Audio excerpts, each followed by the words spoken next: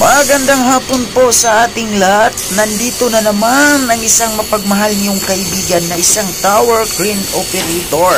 Samahan niyo ako sa mga oras na ito. Ipapasilip ko sa inyo ang aking pinagtatrabahuan dito sa loob ng construction job site. Ngayon naglalakad ako dito sa kabilang side. Nandito ko sa itaas ng aking unit. Kung nakikita nyo at natatanaw nyo yung islab na yan yung pagbubuhusan namin mamaya.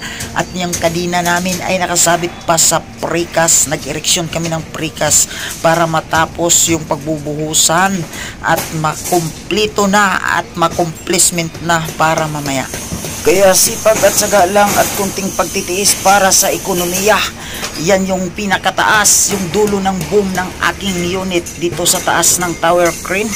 Ngayon na naglalakad ako ulit at pabalik dito sa likuran ng bull drum ng unit ko.